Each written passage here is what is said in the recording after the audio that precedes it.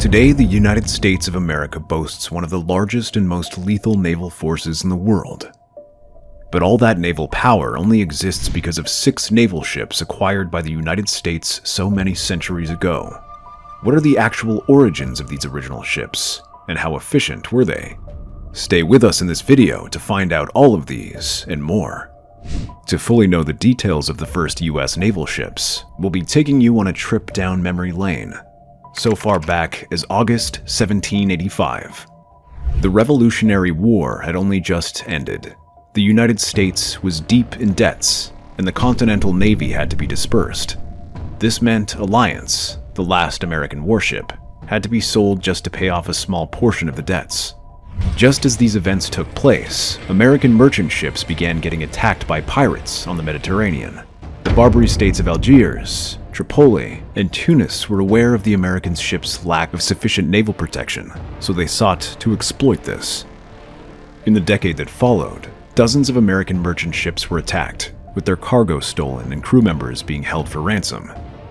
After much deliberation, and by a very narrow margin, the House of Representatives voted to build a navy in January 1794.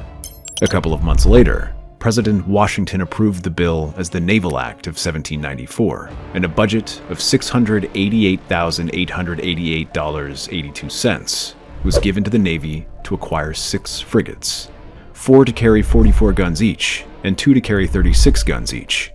The first of these ships was the USS United States, which was built in Philadelphia, launched in May 1797, and commissioned 2 months later. Originally named Frigate A, this ship was a wooden-hulled, 3-master heavy frigate designed by Joshua Humphreys to be the young Navy's capital ship. At the time of its commission, the United States was considerably larger and more heavily armored than virtually all other frigates. Apart from the size, however, what made this frigate truly special was Joshua Humphreys' unique approach to designing it. You see, at the time, many European states like Great Britain had well-established and renowned navy forces.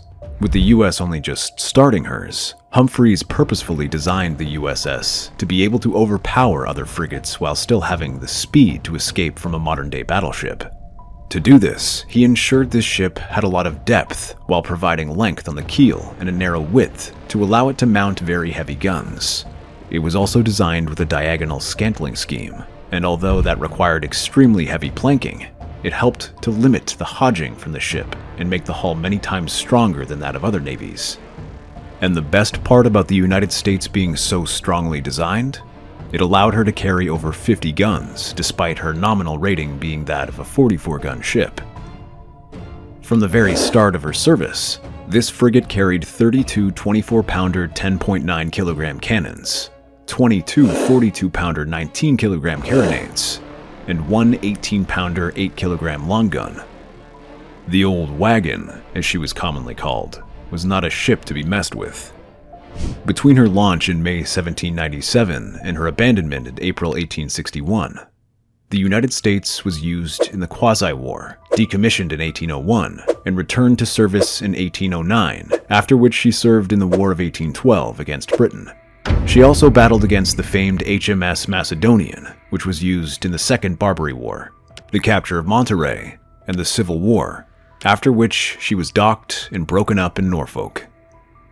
The second frigate is the USS Constellation, which launched in September 1797. Although it was a nominally rated 38-gun wooden-hulled 3-mast frigate, Joshua Humphreys designed it to be quite similar to the United States. It was built under the direction of Colonel David Stoddard at his naval shipyard in Baltimore. Constellation was built to mount very heavy guns, while also being able to reach high speed downwind and still be as efficient when close-hulled. While under construction, it was written by a visiting journalist that the Constellation was too much encumbered with woodwork within. However, she was still quite beautiful to the eyes, being made of evergreen oak and cedar wood. While the Constellation was originally specified as a 36-gun frigate in the Naval Act of 1794, her large dimension prompted Humphreys to re-rate her to 38s, and on most occasions, she was able to carry up to 48 guns.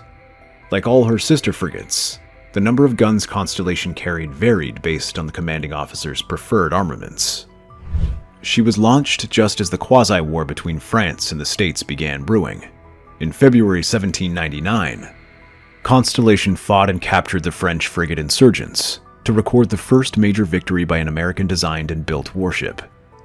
But her finest moment came a year later, when she went up against a 52-gun frigate, the Vengeance, in what was a long and furious battle.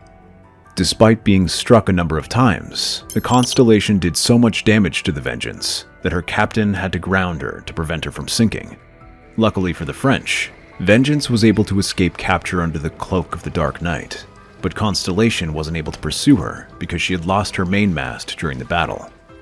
Constellation would later take place in the First and Second Barbary Wars, and the War of 1812 before being used for a number of political and diplomatic outings during the 1820s, 30s, and 40s. Eventually, in 1853, she was disassembled at the Gosport Navy Yard in Portsmouth, Virginia, although false rumors of her being used till the 20th century surfaced for a little while. The third of the original 6 U.S. naval ships is the Constitution, which is actually the oldest commissioned warship afloat in the world to date.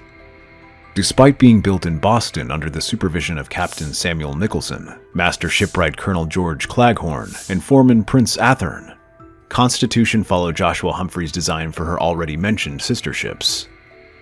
One thing that stands Constitution out, though, is the impressive 21-inch thickness and the fact that she was built with a total of 60 acres of trees, mainly pine and oaks. Although she was rated as a 44-gun frigate, this ship carried more than 50 guns. For her most famous battle, the War of 1812, Constitution carried 30 long 24-pounder 11-kilogram cannons, 15 on each side of the gun deck, 22 30-pounder 15-kilogram carronade guns on the sword deck, and 4 chase guns, 2 each at the stern and bow. During this war against the United Kingdom, Constitution not only captured a lot of merchant ships, but also outrightly defeated 5 British warships, namely the HMS Guerriere, Java, Pictou, Cyane, and Levant. Her most iconic battle with the Guerriere earned her the nickname Old Ironsides, and is probably why she has never been used for scraps. Instead, after taking part in the Quasi and the First Barbary Wars, Constitution served as a flagship in the Mediterranean and African squadrons before touring the world in the 1840s. She also served as a training ship during the American Civil War before retiring in 1881. Constitution has since been renovated and restored on multiple occasions to serve as a receiving ship and a museum ship. She sailed in 1997 to celebrate her 200th birthday, and most recently in August 2012, on the 200th anniversary of her victory over the Guerriere. Today she is used for educational outreach, historical demonstrations, and public displays as part of the Naval History and Heritage Command. Next is the USS Chesapeake, which is the most dissimilar of all the 6 frigates for many reasons. Launched in December 1799, this ship was the only one of the 6 frigates that wasn't named by President George Washington, and is also the only frigate to be disowned by Humphreys. Chesapeake's master constructor Josiah Fox and Humphreys had disagreed on the design of the other frigates, so when Fox got to be in charge of constructing this 4th ship, he took it as a chance to alter the original designs of the ship. Instead of making a 44-gun ship as planned, Chesapeake was re-rated to 36 guns. Due to these differences, construction delays, and budget cuts, Chesapeake ended up having the smallest dimensions and being the second least expensive of the 6 frigates. For the entirety of her career, Chesapeake's gun rating was always a matter of confusion. Her nominal rating was stated as either 36 or 38 guns. She was once allocated the number of crewmen required for a 44-gun ship, and was sold as a 48-gun ship. Although Chesapeake took part in the Quasi-War and the First Barbary War, her most notable outing was the Chesapeake Leopard Affair, which led the War of 1812. It all went down in June 1807, when Chesapeake was fired upon by HMS Leopard of the Royal Navy, simply because her commanders refused to allow the British to search her for deserters. Chesapeake would later make an early patrol during the War of 1812, in which she captured 5 British merchant ships. However, just a year later, she was captured by HMS Shannon and was taken into the Royal Navy as HMS Chesapeake before getting broken up and sold as timber in 1819. Not to be a downer, but Chesapeake just might have been the most unsuccessful of the original 6 frigates. We mean, Even the USS Congress, which was the cheapest to construct, had a better history. Congress was launched on August 15, 1799, from Portsmouth Naval Shipyard as a 38-gun frigate, but often carried up to 48 guns. Her design was virtually completely similar to the first 3 frigates, and only cost cheaper to construct, due to the suspension of the project when a peace treaty was signed with Algiers in 1796. Work recommenced on Congress 2 years later at the start of the Quasi-War in 1798. And a couple of years later, she set sail for her first cruise in the war, armed with a battery of 40 guns consisting of 28 18-pounders and 12 9-pounders. Her masts were soon destroyed in a gale, so she was forced to return to port, after which she made regular patrols of the West Indies. Congress would later sail out again during the First Barbary War, and then again for the War of 1812, for which she carried 44 guns, consisting of 24 18-pounders and 20 32-pounders. Working closely with the last of the 6 frigates, she captured over a dozen merchant ships during this war, before making a lengthy voyage off the Cape Verde Islands and the coast of Brazil. Congress also battled in the Second Barbary War before being made to serve as a receiving ship in 1824, where she remained until she was broken up a decade later. The last of the first 6 U.S. naval ships that formed the U.S. Navy as we know it today is the USS President. The last frigate to be constructed, this ship was launched from New York City in April 1800. With Captain Thomas Truxton in command, it almost immediately set out to join the Quasi-War. Being Humphrey's final frigate project, he designed the President with a few alterations based on the experience he had gained while working on the other ships. These alterations included moving the main mast of the ship 2 feet further rearward and raising the gun deck by just 2 inches. Although she was rated as a 44-gun ship, the President, just like her sisters, carried over 50 guns. During the War of 1812, for example, she had a battery of 55 guns, 32 24-pounder cannons, 22 42-pounder carronades, and 1 18-pounder long gun. After taking part in the Quasi and First Barbary Wars, the President got into a war of her own when her crew attacked HMS Little Belt, mistaking it for HMS Guerriere. The ships attacked each other for a long time, causing damage to both parties, resulting in the US and Royal Navy being unable to come to a resolution on who was to blame for the attack.